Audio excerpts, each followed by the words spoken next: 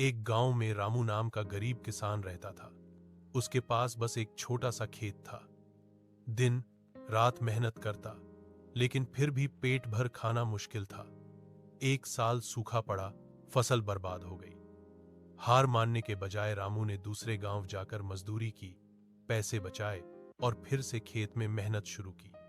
धीरे धीरे उसकी मेहनत रंग लाई और एक दिन वो आत्मनिर्भर किसान बन गया।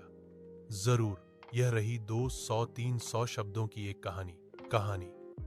मिट्टी की खुशबू। रामदीन एक छोटा किसान था जो भारत के एक शांत से गांव सोनपुर में रहता था। उसका घर कच्ची मिट्टी का बना था और आंगन में नीम का पुराना पेड़ खड़ा था। हर सुबह सूरज निकलने से पहले रामदीन उठ जाता, अपनी बैलों की जोड़ी को चारा देता और फिर खेतों की ओर चल पड़ता। खेती उसके लिए सिर्फ काम नहीं थी, बल्कि जीवन का हिस्सा थी। उसका खेत बहुत बड़ा नहीं था, लेकिन वह उसमें पूरे मन से मेहनत करता था। कभी बारिश समय पर हो जाती तो फसल लहलहा उठती, और कभी सूखा पड़ जाता तो चिंता की लकीरें उसके चेहरे पर दिखने लगती। फिर भी रामदीन ने कभी हिम्मत नहीं हारी। उसे भरोसा था कि मिट्टी कभी किसी का साथ नहीं छोड़ती। गांव के लोग रामदीन का बहुत सम्मान करते थे, क्योंकि वह सबकी मदद के लिए हमेशा तैयार रहता था।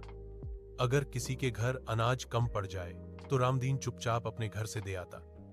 उसे लगता था कि खुशियां बांटने से ही बढ़ती हैं। एक साल गांव में भयंकर सूखा पड़ा।